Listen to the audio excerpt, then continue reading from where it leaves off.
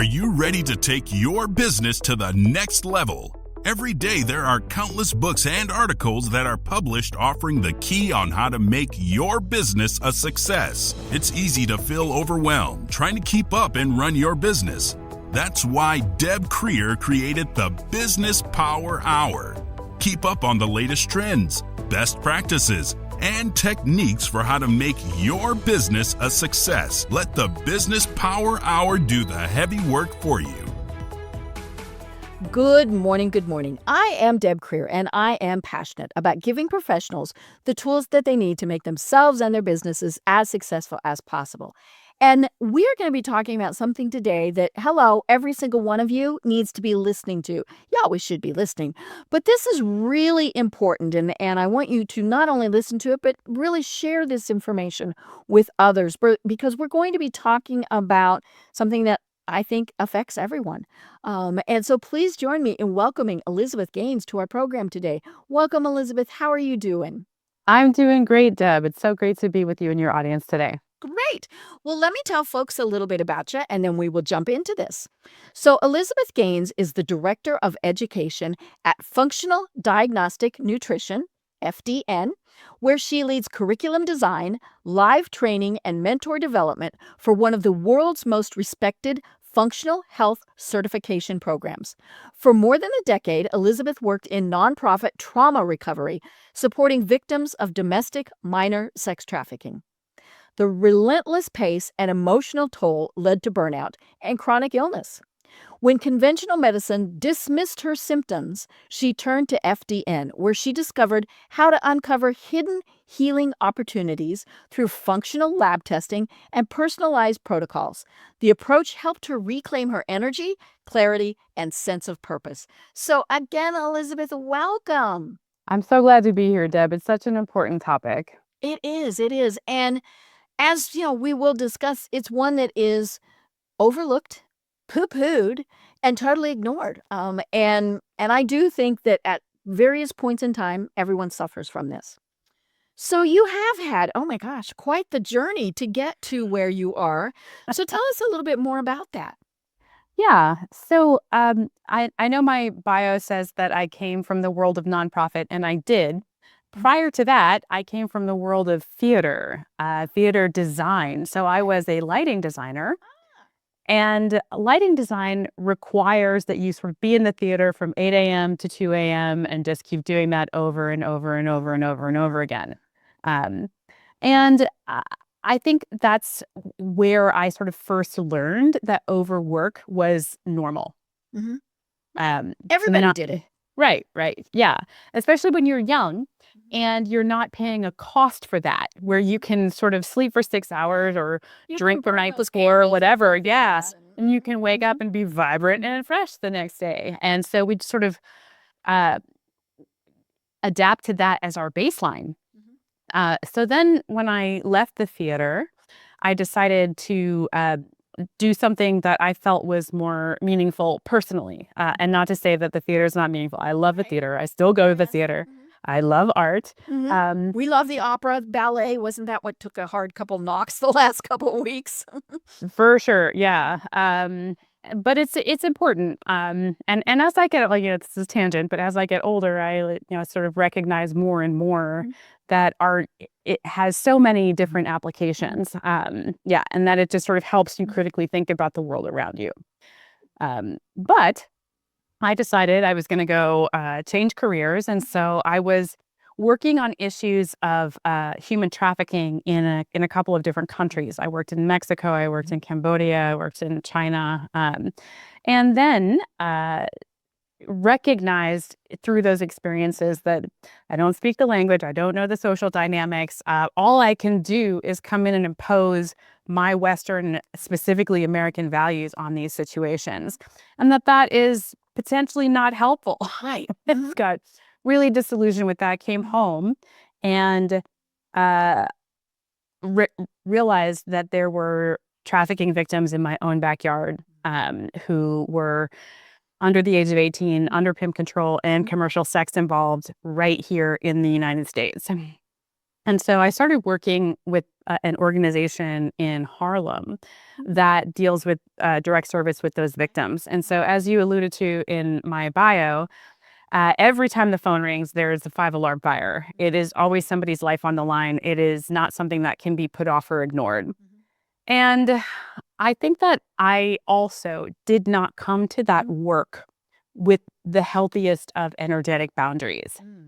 And I want us as business owners to listen to this part of the conversation, because I think it's a hard one, but it's a conversation that we all need to have with ourselves. So for me, I didn't have a lot of self-love. I didn't have a good definition of myself. And so I wanted to be able to see myself through a lens that meant I was useful and I was valuable and I was brave and I was noble and all the things. And so working in a nonprofit that served that population did that for me. The girls needed me. I was able to look at myself and say, oh, look, I'm valuable because I'm doing this. But that comes with a physical cost, not to be able to have a stable definition of yourself. That comes with a physical cost. Right. And so I would just sort of challenge the business owners out there to say, why do I have a business? Am I filling a void in myself? Is it something I'm really passionate about bringing into the world? Like, who am I without my business? Yeah, I think that's really important. So as time went on, I noticed that I was showing up with less enthusiasm and I was gaining a little bit of weight and my thinking wasn't as clear. And maybe I had some acne in my 30s that I'd never had before. And said, okay, what's going on here? Let me just go to the doctor. And the doctor runs their tests and the doctor says, there's nothing wrong. I think it's just aging. Just aging. Oh, isn't that special to tell a woman? Right? You're just getting older. And so when you go and poll your community about this after you get this sort of pronouncement from the doctor, they're not going to tell you any different. Your parents are going to say, welcome. Of course. Like, this is what we were going through when you were raising you. Yeah. Like, this is just normal. It's a normal part of getting older. And I think that it takes some resolve within ourselves to really say, is this normal? Or like, is there just something that's not being addressed here? And for me, I sort of got less and less engaged in the work and more tired and just like wasn't showing up with my full retinue of tools and being able to be present and all of that. And I really got to this intersection that I like to describe as, am I sick or do I just hate my life? And I think that is quintessentially what burnout feels like.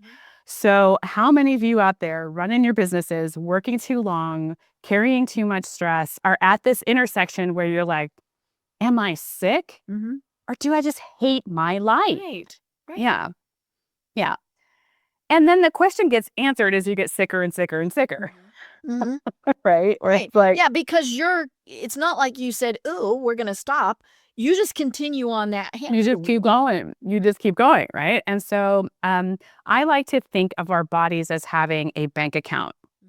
And so we spend our money on internal function and external circumstances.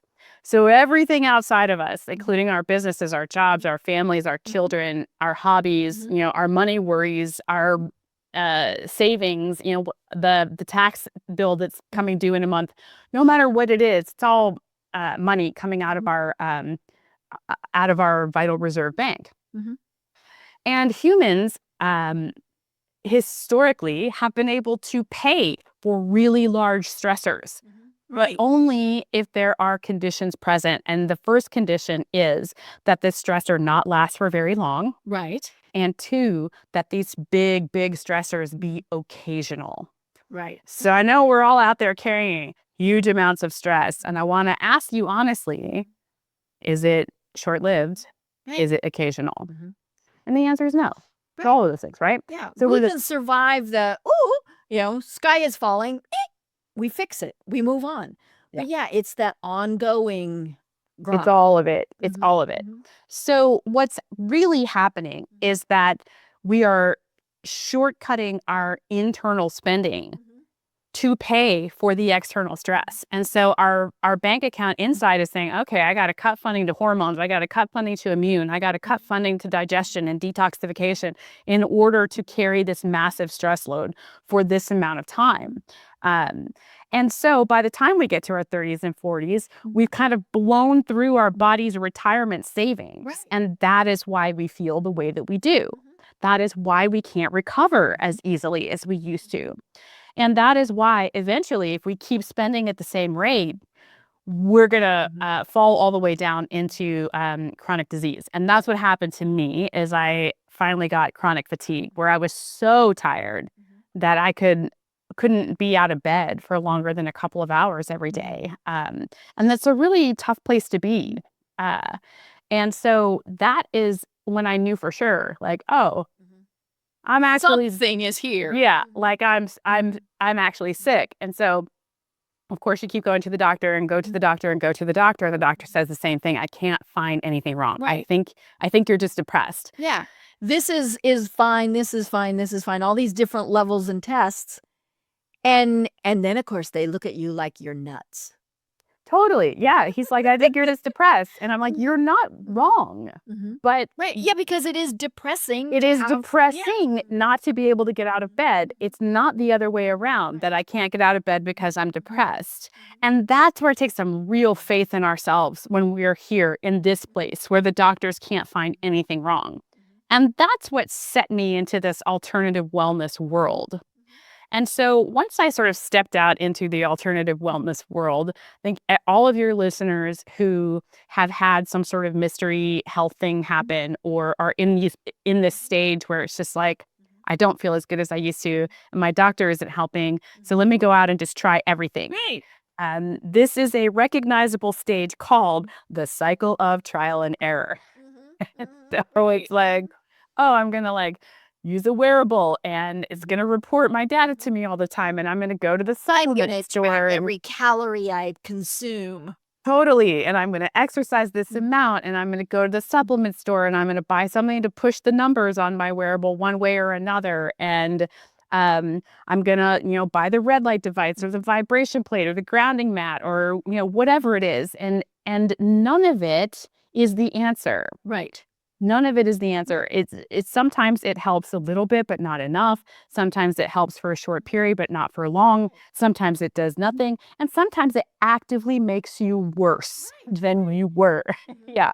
Yeah. So all we're doing is chasing symptoms. We're not trying to figure out what the heck is the cause. Absolutely. And we are just throwing spaghetti at the wall. And I think like in this stage, I was, changing my diet based on what my friends said worked for them or trying supplements based on what I heard on a podcast worked for somebody or this, that, or the other. And they're all being sold as like, this is the final solution. And this is the only thing you need. And so when you go through 10, 15, 20 of these solutions and none of them work for you, that again is a shame spiral where it's like, Right. God, I'm just like, Maybe it is just in my head. maybe it's just in my head because like the doctor can't find anything wrong and all of these things that have worked for everybody else don't work for me. And it takes an incredible amount of faith to just keep moving in that scenario. And thankfully then I came across FDN, Functional Diagnostic Nutrition. This is a training program where I learned how to order functional labs, how to interpret functional labs, and then how to write all natural protocols to deal with the imbalances that the labs show. What's a functional lab? I was going to get there next, so I'm so glad that you asked me this, Deb. The word functional is overused out there and has no standard definition, right? Because this is still sort of an uncharted vanguard of health. And so I want your audience to be really, really educated about what functional means to me and what it means to FDN. So when you go to the doctor and you get this one of these tests, this is a diagnostic test. So the doctor is asking the question, do you have a disease? If so, what disease is it? And so a lot of us are going to come out of the doctor without a diagnosis because nothing is to that stage where it can be called a disease. But a lot of us fall into this gray area where it's like, I know I'm not well, but I'm not technically sick. So what the heck is going on? And a diagnostic lab within the gray area is useless because we don't have the hallmarks or the characteristics or the definition of an illness yet. Right. So standard medicine, their hands are tied. Like, we want to get mad at the doctor, but the doctor doesn't have tools for this. The doctor is trained for catastrophe. The doctor is trained for cancer, like you've had, Deb. The doctor is trained for me coming in from a car accident with my femoral artery cut and, saving my life, or setting a bone that's broken, or removing a tumor, these types of things. So when I come in and I'm like, I just don't feel good, the doctor's like, neither do I. Yeah. I'm tired too. What are you complaining about? We're all tired. Right. But a functional lab fits in this gap really nicely in the gray space, because instead of asking, what disease do you have? A functional lab instead asks, how much function has been lost and where? Okay. So out of 100% function, where are you at? And what is missing? And so that is a much more powerful lab in the gray space. Where most of us find ourselves before we get to disease. Right. And so many questions, and I go to the doctor a lot. I have lots of doctors, I'm one of those people. But like, one of the things is I get pretty full blood workup every 21 days. And this is high. Oh, this is low. Now I've been doing this for 10 and a half years, was when I was first diagnosed with stage 4 cancer. And I look at them, and especially my kidney doctor, and I say, because it's like something's supposed to be like 1.3, and I'm consistently 1.4. And I look at her and I say, maybe 1.4 is my average, and there's nothing wrong. Yeah. It's just, but they have to have their charts. I get that. I understand that. But, that's one of the things that I tell people is understand and I'm putting this in my air quotes, normal might not be somebody else's normal. We're all N of one. That's for sure. Yeah. Yeah. Right. So now, where can I get this blood work? So we actually don't necessarily say lab work. Sorry. Yeah. We have in-home labs for the most part. So when you work with an FDN practitioner, that practitioner is going to order a foundational set of labs for you. That's going to look at your cortisol, which is your primary stress hormone, all of your sex hormones. It's going to look at immune, digestion, detoxification, food sensitivities, gut health markers, and pathogens.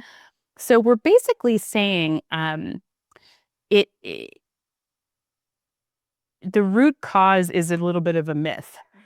Right. The root cause is a myth.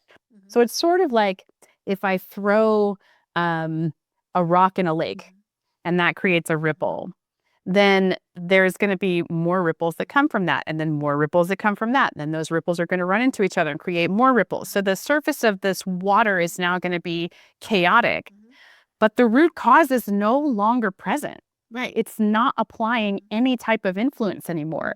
So even if I can tell that the root cause is this rock, it's not going to help anybody. The rock's gone. It's no longer applying influence. And similarly in the body, when we have a root cause like this, and generally the root cause is stress, is too much stress, it's going to create dysfunction in one place, but that's not going to stay siloed. So it's going to create dysfunction in another place, and another place, another place, another place. You might have bad digestion, which affects your immune system, which, 100%. And so if somebody comes into my practitioner Zoom room and says, I've got this symptom and that symptom, and I sort of I'm biased towards hormones. And so I'm like, ooh, it sounds like hormones. Let me run a hormone test. And you bet I'm going to find dysfunction in hormones. I am.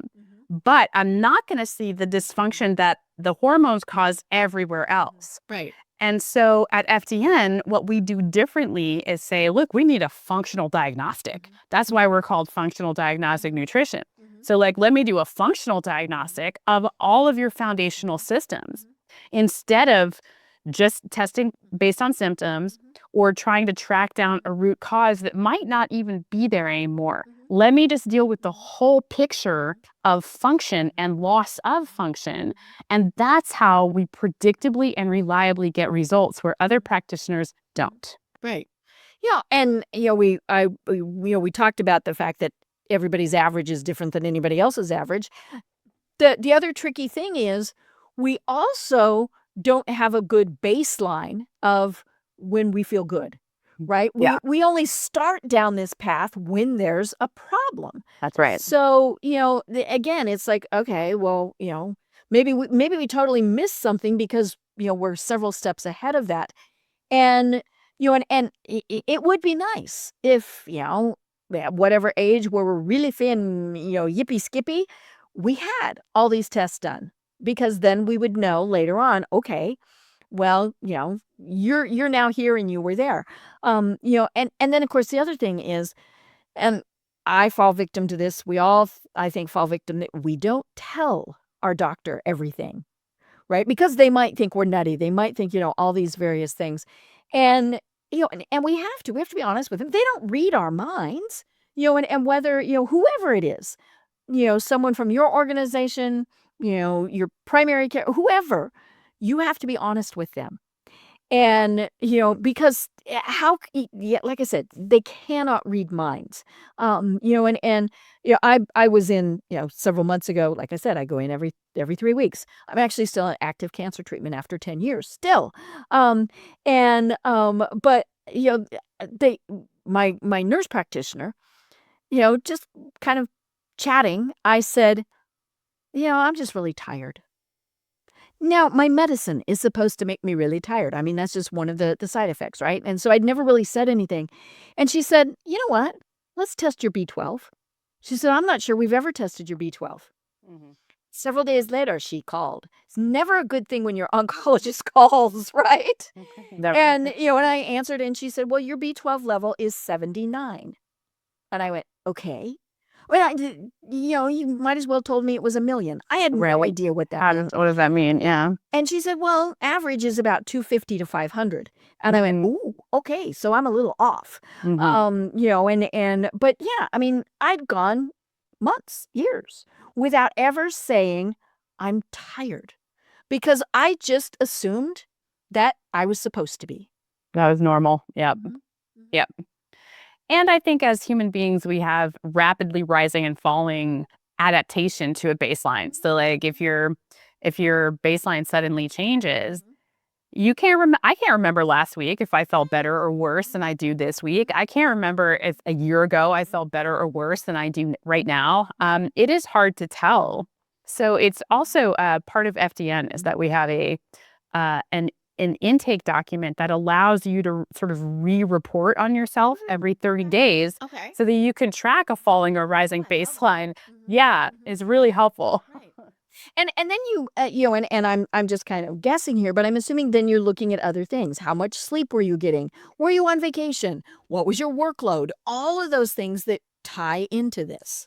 Absolutely. So when we think about addressing the imbalances that we get from functional labs, we think about it within 5 pillars. Okay. So none of these 5 pillars are going to be revolutionary, right? So we've got diet, rest, exercise, stress reduction, and supplementation. And I know the audience right now is rolling their eyes because they're like, yeah, that's not rocket science. You're not telling me anything that I don't know.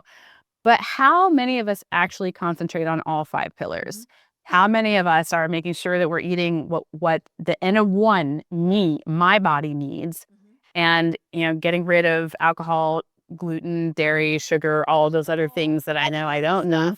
Exactly, right? And how many of us are really concentrating on rest? And I want to talk to the business owners here about this, because rest doesn't just mean sleep. We would have just called it sleep otherwise. It also means downtime. And so not having... How many of you have your phone next to your bed and the first thing you do in the morning when you wake up is you check your email? Is you check the email or the messages or whatever it is, right? And I'm putting my hand up. Yeah. Or that you just have tasks from the time that you wake up to the time that you go to bed. We are not meant for that. When we look back at our Paleolithic ancestors, there are anthropologists that estimate those ancestors worked 15 hours a week at a max. And the rest of the time, they were resting. They were just like laying back and looking at the stars. They were talking, they were laughing, they were playing games with kids, their own or others. They were, they were doing other things. We're not working. They were not working all the time. And so one thing that I know was at play for me and took me a long time to recognize is that uh, I think we are trying to pay back the gift of our lives through labor. And we're never going to be able to pay that back. Right. And therefore, we'll never be able to stop working. And so I really want us to stop and think about that for a minute and how much that is or isn't at play for us. Like, do you feel guilty when you're not actively doing something? Do you feel like, oh, I have to earn my rest. I have to earn a vacation, or I have to earn a day off with massive amounts of labor. And I think that that's a really common issue for all of us. And that's why and we make people earn those things. I'm sorry, you can't take a day off because you don't have any PTO built up. Right. Right? Exactly. Yeah. Yeah. And this is part of sort of reclaiming what it means to be human, is to sit in the gift of life without having to do anything, to just appreciate it. Right. What is it like for me to just sit in this chair and breathe? Or my dog is over there snoring right now. And I love that. Just sitting and listening to my dog snore, or watching my cat stalk something across the backyard. It's just so joyful to just sit there and appreciate that. Yeah. Well, and to just take those breaks, and we're not talking, go and do it for 2 hours. Maybe it's 10 minutes, maybe it's 5 minutes. Yeah. Just sit and be. Now, I can't meditate. My brain is going 900 miles an hour no matter what. I've tried. No. But I can just sit and listen to the birds. One of my favorite things in the world is to sit on my back deck, and we back up to a great big wooded area. And I'm here in the South. And you are too. And so you know what it's like. There's a bazillion little things that are out there. And so I will sit and just see how many different sounds I can name. Now, or not name. I can't identify any of them. How many I can count, that's it. And I'm not thinking, oh my God, I got that email I've got to do. Oh, that report's done. No. Hey, there's a different sound. Wonder what that sound was. 5-10 minutes. And I'm also big on napping. And part of it, I do have chronic pain based on some of the things that I've been through. It's not bad, but it's enough to slow me down. And I know when it has reached the uh-oh stage that I had better slow down, or it's gonna be worse. And so I can go and I can lay down for 10-15 minutes. And and if there's something that I need to, I will set a timer, right? But I just lay down, me and the cat, right? Our animals, right? What would we do without them? And so I will sit there lay there with my cat and just let myself relax. Now, I might have TV on, I might have music, whatever, but my phone is not where I can reach it. I'm not listening to it go ping. And I tell people I've gone back to kindergarten, right? That was one of the best things of kindergarten, except, now I don't get graham crackers and milk. But just taking that nap or that break, maybe is the easier way to put it, then I'm good to go till, whenever. Yeah, absolutely. And I think one place where we can all implement this in our day is around lunch. So how many of us sit at a desk during lunch? How many of us are looking at the phone during lunch or How many of us have the through lunch? computer on? Yeah, we're just like eating, or maybe like we're moving between meetings, and so we're eating while driving or we're eating while walking. When I lived in New York City, there was a lot of eating while walking, Oh, yeah. like eating on the subway. And I think that this is a really great place to practice this sort of disconnection so that you can be with the food and be in a parasympathetic state, be in that relaxed state so that your body can actually digest it and use it. And you won't have indigestion. And Yeah, indigestion. I was just going to say, if you're eating on the run or work, all those things, you're not going to eat well. I heard something the other day on the radio, and they said the best thing you can do, and they said wait 15 minutes. I think it's kind of like this whole swimming thing, right? Take a walk 15 minutes after you ate because you're changing your body. Yeah. You're and it's maybe you're not able to take a walk, at least stand. Do something so that your body is changing, and by that changing, then it's going to help your digestion. Absolutely. And just sort of taking that time to be intentional with food. Like I like to sort of look at the food and each ingredient and imagine it like growing up from a seedling and absorbing the sun, or if it's an animal, like the life of that animal, like all the human hands that this passed through to get to my plate, and just sort of smell it and get in touch with it, because I think we're really disconnected from food, particularly if we're just grabbing takeout or whatever. But to really sort of take a moment to absorb the information that's in the food, that is then going to become part of your body. And to have gratitude for that, I think can really put us in a state to receive nutrition better. And we are all going to eat lunch during the day, so I think this is a really great practice, place to practice. Right. Yeah. And 15 minutes, right? I remember back when I worked in corporate America, I had this discussion, shall we say, with my boss, because I was one of those people that ate at my desk. I kept working, I ate.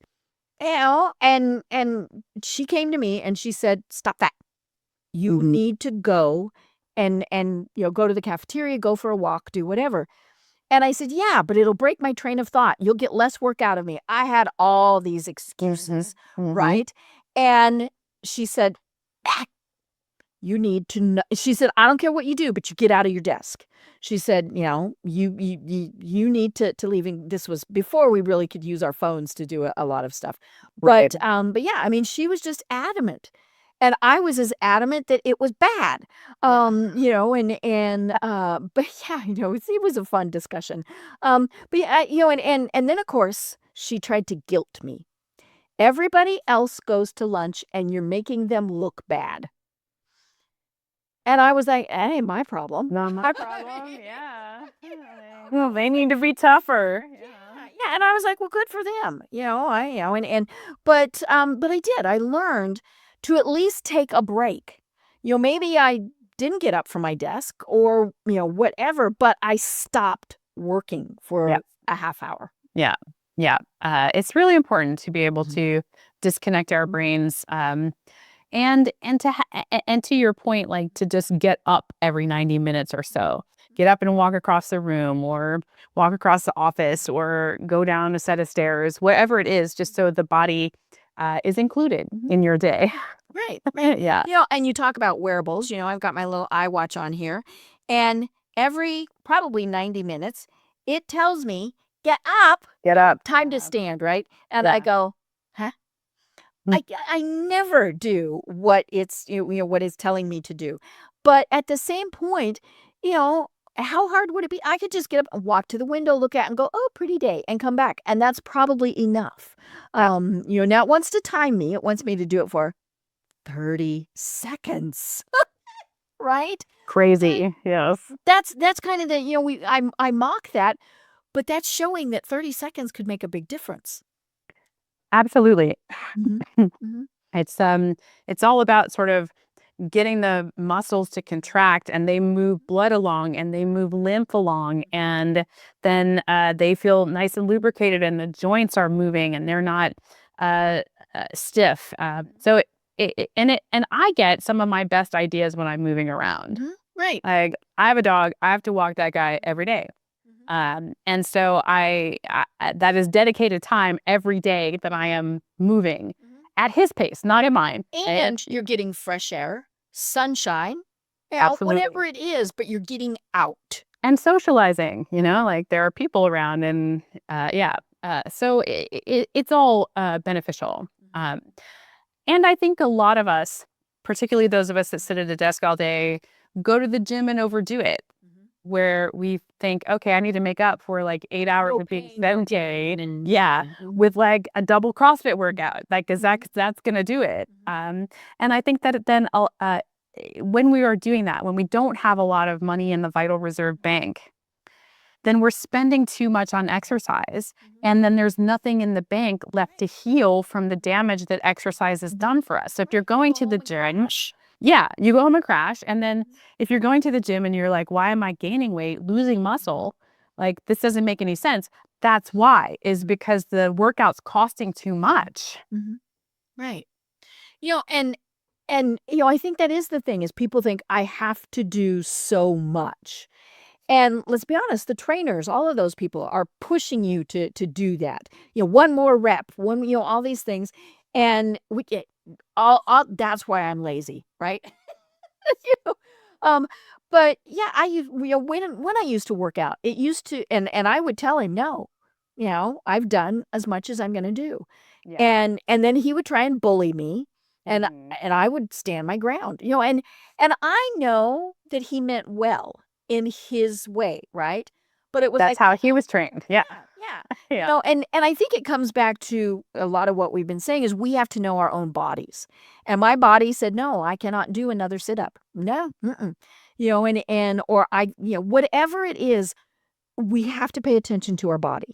And I think that really is the thing that we have to really pay attention to. We do have to learn how our body speaks to us. I think that we've spent a lot of time ignoring it. I think, from the time that we were in kindergarten or preschool maybe, and said, oh, I have to go to the bathroom. And the teacher was like, not until class is done. Or, oh, I really want to like get up right now. No, you have to keep sitting down right now. And so we get these signals very early on that we are not the ultimate authority on what our body wants. And it keeps giving you signals. It keeps talking to you. Right. And you just sort of tune it out over the course of years. And then, you might find that every day at 4 o'clock, you're reaching for a Tylenol because you have a tension headache. Or every night you might be having a glass of wine to help you go to bed. Right. Or and having 2 glasses of wine. And or having that coffee in the morning to help you wake up, instead of listening to the signs that are coming from your body, that are telling you what's going on, until something really catastrophic happens.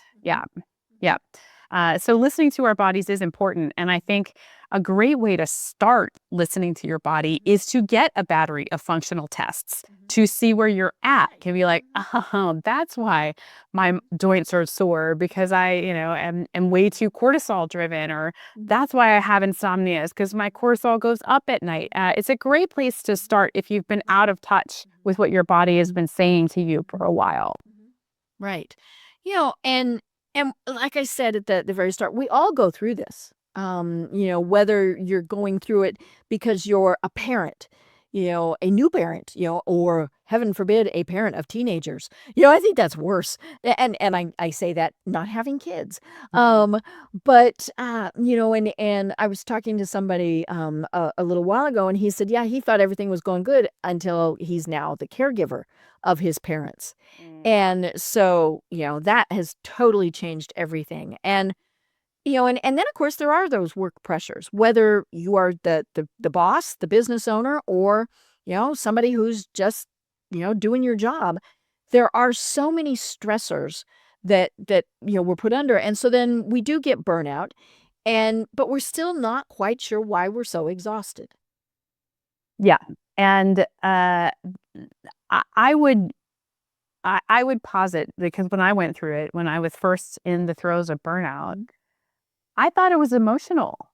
I was like, I You were don't like in a it really anymore. stressful type of job. I was in a really stressful type of job, and I really thought it was emotional, or where it's like, oh, I'm not interested in this anymore, or just like I'm depressed, or like whatever it is.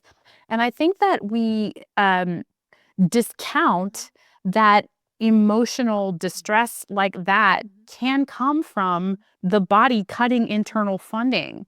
Like our sex hormones are there for reproduction.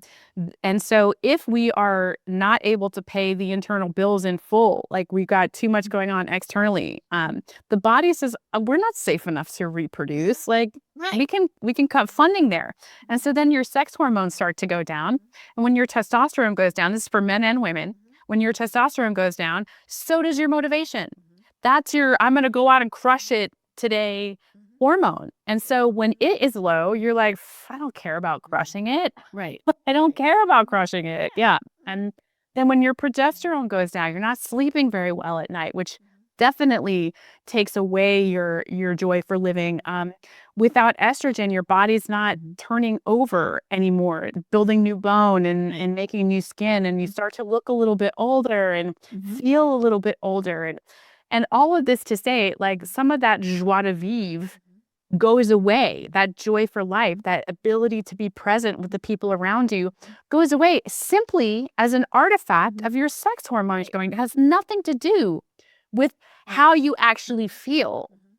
Yeah. So that's what's really at stake here, and what is, I think, vitally important. Right. Yeah, and this is my personal soapbox here. Throwing pills at it without really knowing what's going on is not the way to do this. I watch a lot of late night TV, and on late night TV, oh my gosh, all of the pharmaceutical companies advertise a lot, and one of them is, they've got several male sports figures that all men wanted to be like, right? Um, and they're talking about low T and take this, and it will make you all better. And then of course they bring in the wife. And I always get a kick out of this. They say, and she'll like it too. And she always goes, and I'm like, oh, for heaven's sakes. But yeah, folks, don't, and like I said, this is my personal soapbox. Don't just throw pills at it. You need to know what's going on, because your body is saying, hello, pay attention to me. Absolutely. And this example that you just gave about low testosterone is so telling, because you can get on a telemed like line and have some doctor who's never met you prescribe testosterone to you. Men and women can do this. But downstream from testosterone is estrogen. And so if you put a bunch of testosterone in, it's going to aromatase over to estrogen. And now you see all of these men in estrogen dominance, like they got a gynecomastia, we got boobs, and yeah, like all that sort of, and they're like, what is going on? Right. That's what's going, like you just throw a pill at it, it doesn't work. And that's why you need somebody who's can look downstream and say, that's not the right place to put pressure on the system. Yeah. Right. Yeah. And let's be honest, without knocking them, because this is what they've been trained to do. That's what our Western medicine has been trained to do. You throw pills at it, no matter what. I have a bad tooth at the moment. Actually, the bad tooth has been pulled, so I have a hole in my head. But and I've been dealing with this issue for 4 months. Hasn't hurt in the slightest. It's the weirdest thing in the world. But every person I would say, oh, that's bad, the dentist, the oral surgeon, all those various things, to a person, even my, some of my other doctors, what do we need to prescribe to you for pain? I said, doesn't hurt. No, it's okay. You can take something. What do we need to prescribe? And I said, you need to understand, I don't even need Tylenol. This does not hurt. Now, yes, when they pulled the tooth, I took, some of the biggie drugs for about 2 days. And then I went, okay, I'm done with those. And it is, and so not only are they writing the prescriptions, we're standing there with our hands out. And so, okay, that's my soapbox. You know? I've Um, I've been to a primary care physician just for like a regular yearly checkup and had them ask me without me even saying I'm depressed or have anything going on, like, "Oh, do you want like an antidepressant or something?" And I'm like, "What?" You're just gonna ask me that without asking me a thing about my lifestyle. You don't even want to know like if I'm feeling okay or not. Like you haven't tested my horn, like craziness. Yeah. Right, Yeah. right. Yeah. And like I said, I mean, that's our society. We are used to doing that. My when I was a little bitty kid, my mom worked for the local doctor. There was one in the whole county. I grew up in this very rural town in Colorado. We had one doctor, he was very, very good because he had to be. Closest hospital was 65 miles over a mountain pass. So, you talk about a triage and ER doctor and family doctor rolled into one. That was him. But my mom worked for him. And so all I would have to do is sneeze and she would bring home now, this is probably very illegal, but it was a very long time ago. She would bring home antibiotics and put me on antibiotics. Yeah. And, I who knew where I sneezed? I mean, I have allergies, all those various things. But after several years of that, then I reacted and my body went, "Oh no, you don't take those any longer." Yeah. And luckily then I just got hives. It was nothing major, but some of the things I'm allergic to now are based on that. Like you said, you never know what started that process. And it was simply because it was here, let's medicate it. And it was like, well, maybe I just needed to blow my nose. Kids sneeze. They do. Yeah. Yeah. It's just kind of one of those things where, take stock of your body and figure out what's going on. And interestingly enough, I think that functional health has adopted in some ways the model of standard medicine, particularly around sort of taking a pill for an ill. And so, because you can go to the doctor and get a drug that will bust through a symptom, a lot of clients and a lot of trainees expect that supplementation is going to fill that gap. Right. But pharmacology is like nature times 100,000. And so that comes with a lot of nasty stuff like chemicals and side effects and all the things. But generally, that is powerful enough to bust through a symptom without having to change your lifestyle, which is why doctors don't ask about your lifestyle, is because they know that they can sort of get through whatever it is that's bothering you with the drug. And so the natural corollary to that is supplementation. But supplementation is like nature times 10 or nature times 20. It is nowhere near as powerful as pharmacology. And so it cannot, by itself alone, bust through a symptom without also making attenuate lifestyle changes, which is a sort of very difficult thing to teach. Right. Yeah. Yeah. Yeah. I mean, because if you tell somebody you need to eat better and you need to get exercise, I would guess probably 99% of us hear that at some point in our life. you know? And how many of us do that? Not a lot. Absolutely. But I think like this is like another can of worms that you've opened up that I think is really interesting is like, what does it mean to eat better? And for each individual person, that's going to be different. Right. Like our bodies all have our own unique macronutrient sort of code. Even within families. Right. Like my brother and I have vastly different dietary needs. I do well on a lot of protein. He does well on a lot of carbs. So he can survive on a vegetarian diet quite well, and I don't. I don't do well with carbs. I need particular types of protein. And so it's really important that when somebody's telling you eat better, that they're taking your specific genetics into account to be able to come up with the diet plan for you that is actually going to facilitate your cells to be able to work at their most efficient. Yeah. Yeah. And peer pressure, holy schmoly, right? All by myself, I decided I don't need caffeine.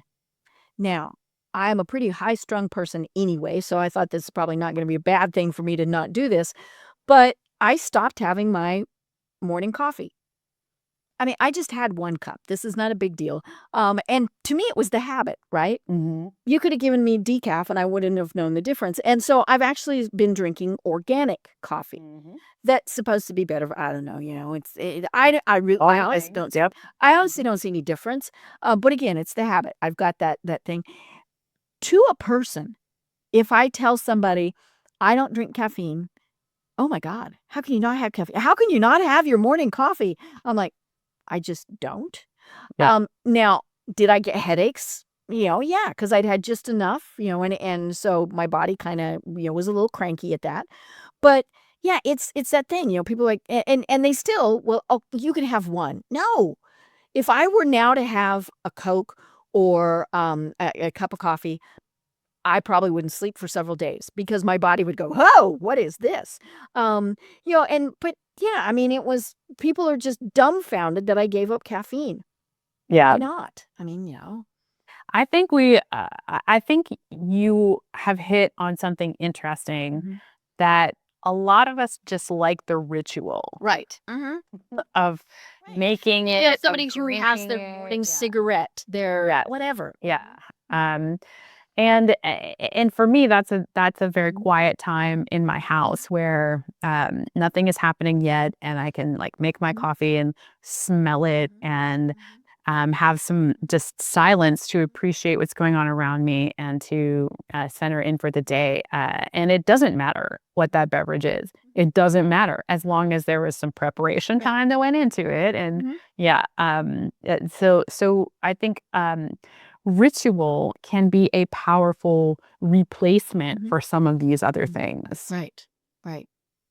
Well, oh my gosh, we don't have a ton of time left. And I want to make sure to give you plenty of time to talk about exactly what FDN does and how people, what to expect, what are the services that you provide. Normally, I keep that pretty short because we just refer people to the website. But I think this is something where we need to know in more detail about, some of the programs and services that you have. Yeah, thanks for that. So we have about 4,000 graduates of the program and about 1,500 active practitioners in North America and around the world. So if you are looking to have someone help with your health, we do have a practitioner directory where you can go and find an FDN. Most FDNs are practicing virtually, so they don't have to be in your area, but you can go Zoom. yeah, you can go find somebody to work with on our website. Now, if also you are out there as a health coach or an acupuncturist, a personal trainer, a therapist, anybody who might benefit from utilizing functional testing in your particular business, then I would love for you to come check out our training program. We have a very robust program where you're going to learn a lot of anatomy and physiology, and you're going to learn a streamlined process for what labs to order, how to interpret them, and then how to write personalized protocols in diet, rest, exercise, stress reduction, and supplementation for your clients. So if you're a health coach that went through a program where you can only make general recommendations based on symptoms, this is for you. This is why you're not getting the best results, is because you can only go with general recommendations. Or if you are a therapist and you're recognizing that your clients just aren't progressing fast enough, they just come in week after week after week, maybe adding in some functional testing is a way to supercharge their recovery. As when you feel better, then you can mindset better.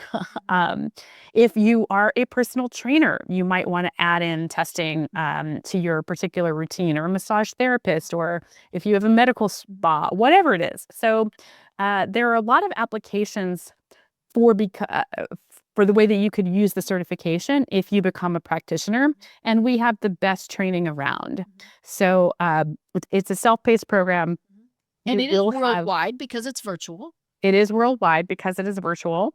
And you will have 3 touch points for your own personal health. Well, you will get to run all the labs that you learn in the course on yourself first, and then talk to mentors about them. And then you will have 7 one-on-one exams with mentors, still over Zoom, all virtual. But we really like to know that what you're doing before you go out there and run tests. So we have the best practitioner education out there. We are really a world-class program, and nobody can touch us in terms of what you learn there and the amount of testing that you go through to make sure that you are going to go out there and be a fantastic practitioner. Right. And I love that people can go to the website if they're thinking, hey, I might need something.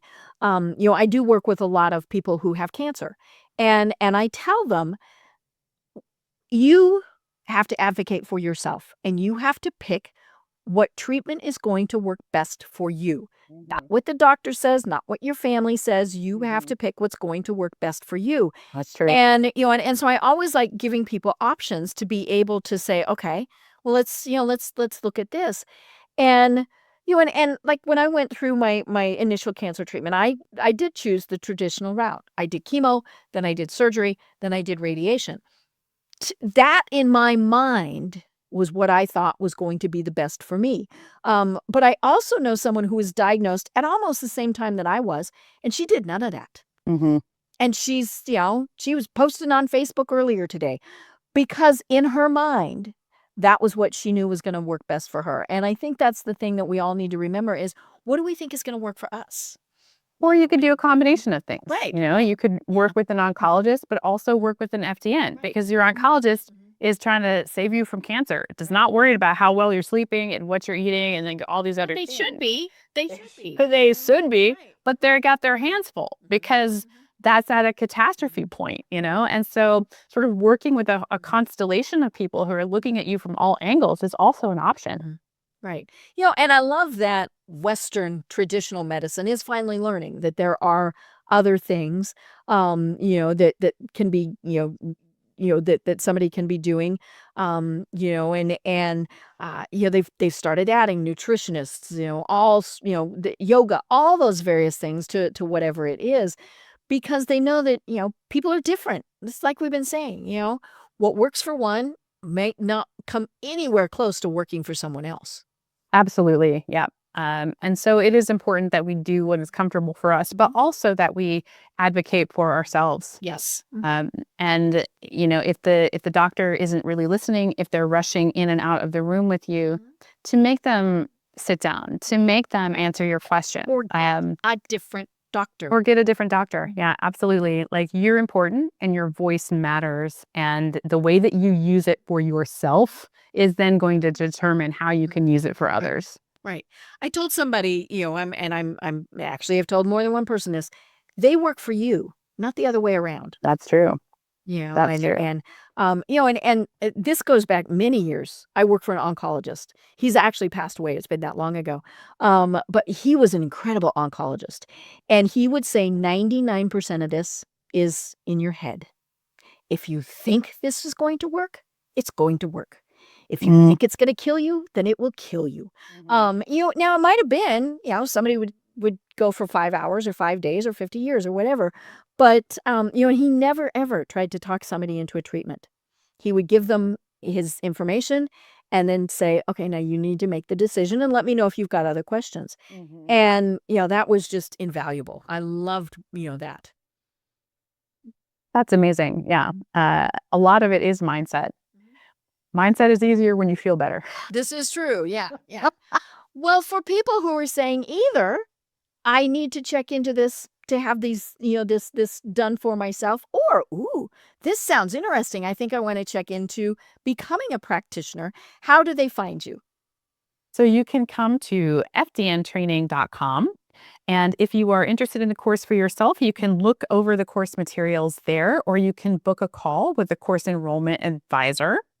And if you are someone that is looking for an FDN, you can go to our practitioner guide also on our website and check out somebody that might be interesting for you. I love it. And like we said, it is worldwide because it's virtual. So yeah, it's just kind of one of those things. Well, oh my gosh, Elizabeth, this really has been such an incredible discussion. And I hope that my listeners got out of it as much as I did, because I think it has been very interesting. And like I said, we all go through this, from one time or another.